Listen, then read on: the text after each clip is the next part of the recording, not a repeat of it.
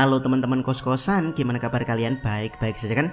Ada beberapa komen dari teman kos yang menarik perhatian Abdi Kos, yaitu tentang Yuji yang kemungkinan kembali di Jujutsu Kaisen dalam keadaan masih muda alias tidak menua di umurnya yang sudah 83 tahun. Dan kebetulan sekali di chapter 6 kemarin kita melihat Yuji versi muda yang kemungkinan di flashback sang kakek pemilik roh pelindung. Yuji di situ tampak sangat-sangat badass dengan aura mengancam yang sangat-sangat kuat. Pantas saja si kakek lari di pertarungan masa lalu melawan Yuji layaknya Mahito. Dari sini Abdi Kos ingin menganalisa teori apakah Yuji bisa kembali dalam keadaan masih muda di JJK Modulo. Berikut analisisnya, check it bro. Pertama, jari Sukuna membuat Yuji awet muda. Teori pertama yang paling masuk akal kenapa Yuji bisa awet muda adalah karena Yuji dibuat dengan jari Sukuna. Yap, meski Yuji lahir secara alami, tapi sebenarnya kelahiran dia adalah hasil rekayasa dari Kenjaku. Pertama-tama Kenjaku merasuki mayat Kaori yang entah mati karena apa. Setelah mengambil mayat Kaori, Kenjaku melanjutkan hubungan Kaori dengan suaminya yaitu Jin Itadori. Barulah kemudian Kaori hamil lalu melahirkan Yuji. Jadi ya, Yuji 100% dibuat dan dikandung oleh Kenjaku, tentunya dengan bantuan sperma Jin Itadori. Dari sini mungkin teman-teman bertanya, bagaimana Kenjaku bisa menyegelkan satu jari Sukuna kepada Yuji bayi? Teori dari Abdi Kos adalah sejak dalam kandungan, Yuji sudah diberi makan jari Sukuna. Seperti yang kita tahu, makanan ibu adalah makanan bayi. Lebih tepatnya, nutrisi dari makanan ibu dicerna menjadi zat gizi yang diserap tubuh.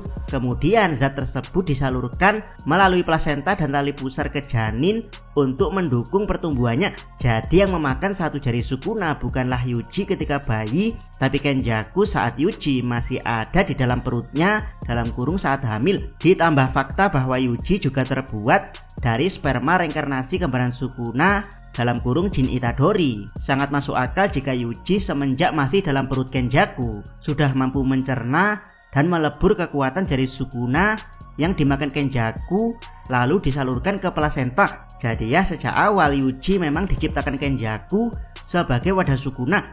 Itulah kenapa Tengen secara spesifik menyebut Yuji sebagai wadah Sukuna saat pertama kali bertemu dengannya, karena memang takdir Yuji sebagai wadah Sukuna itu diciptakan bukan kebetulan. Jadi ya, satu-satunya karakter di Jujutsu Kaisen yang mempunyai change 1:1 juta untuk menjadi wadah Sukuna hanyalah Megumi Fushiguro.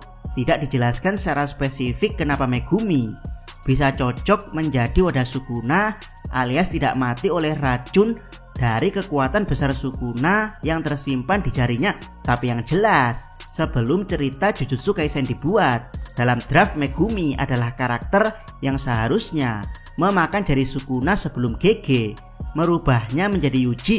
Dari sini kita kembali ke Yuji sebagai wadah yang diciptakan untuk menampung kekuatan Sukuna. Yuji berfungsi sebagai sangkar, jadi selama Yuji sadar, kekuatan besar Sukuna sekalipun tidak akan bisa mengambil alih tubuhnya. Itulah kenapa Yuji tetap tumbuh besar layaknya manusia normal. Barulah ketika di Cooling Game, Sukuna yang berpindah dari tubuh Yuji membuat Yuji seperti sangkar kosong yang hanya berisi residu alias kotoran-kotoran dari memerangkap burung Sukuna selama bertahun-tahun. Dengan bantuan Black Flash, Yuji merangkak naik menjadi kembaran Sukuna yang harusnya peran kembaran Sukuna diambil alih oleh Jin Itadori. Pertanyaannya, apakah setelah menjadi Sukuna kedua, Yuji akan abadi?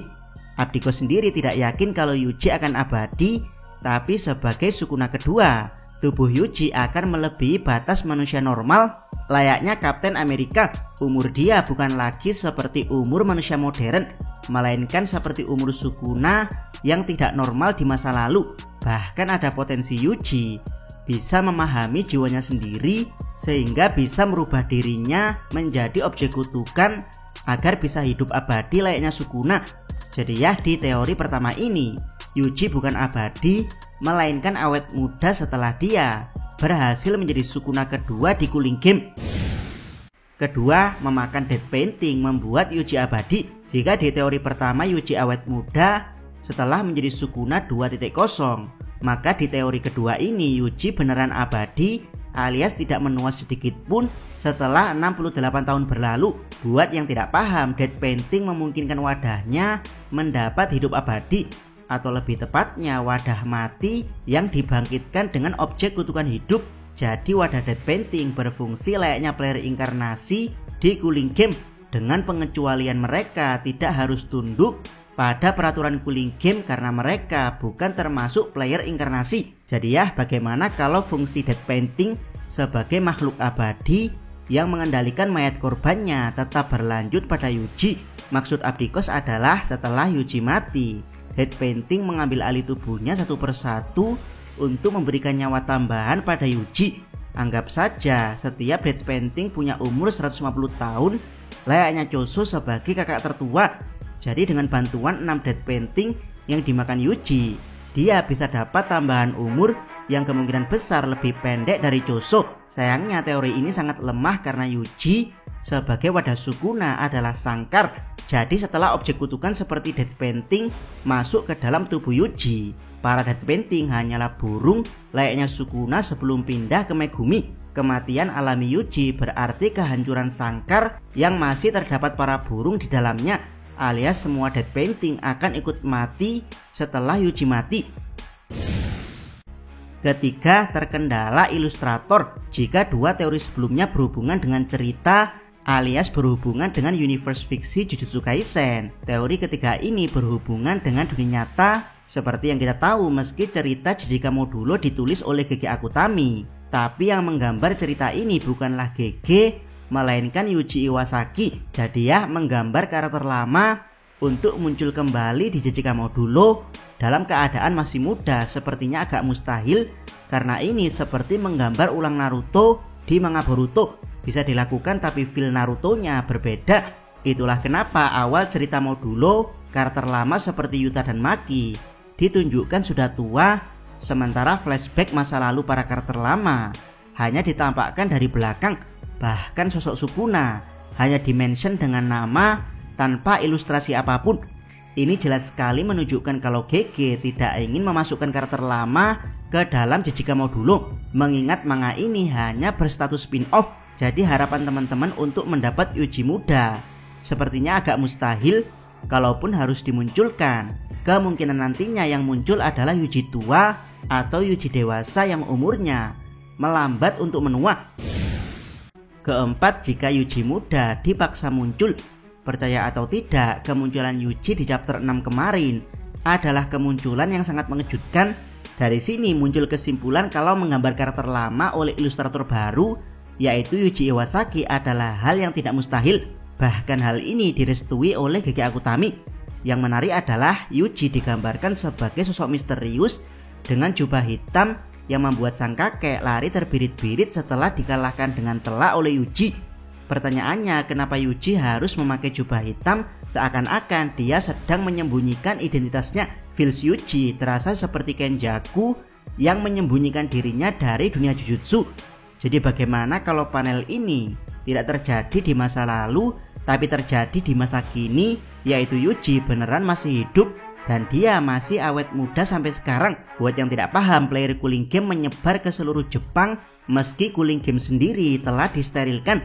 Hanya beberapa player yang memilih untuk menetap di Tokyo sebagai kawasan yang disterilkan. Jadi ya, bagaimana kalau setelah Cooling Game Yuji terus memburu player lain di Jepang, di mana tugas ini dilakukan Yuji karena teman-temannya sudah mendapat tempat mereka masing-masing. Perburuan ini sangat sulit karena pandainya para player untuk bersembunyi, apalagi setelah peraturan bebas keluar masuk koloni ditambahkan. Kogane tidak lagi bisa memberikan info spesifik di mana player tersebut berada. Buat yang lupa, Cooling Game tidak akan berhenti sampai semua player selain Shiori Hime, Geto Suguru, dan Megumi Fushiguro mati. Jadi membunuh semua player kemungkinan adalah keharusan, meski itu memakan waktu puluhan tahun.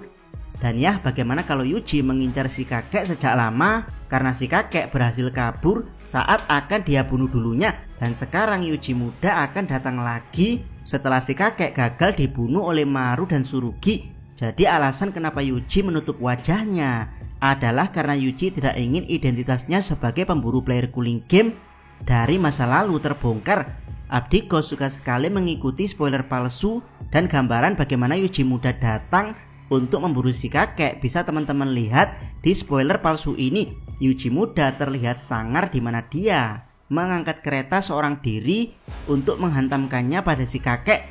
Kesimpulan akhir dari Abdikos, kemunculan Yuji muda di Jejika dulu adalah sangat kecil, dan kalau Yuji beneran muncul dalam keadaan masih muda, dijamin para Jujutsu fans akan kembali mengingat Hyuga dan Tsurugi masih ampas sebagai MC saat ini. Bagaimana menurut pendapat teman-teman? Silahkan tuliskan komentar kalian di bawah. Jangan lupa subscribe channel Takos dan jangan lupa share video ini. Salam Mi.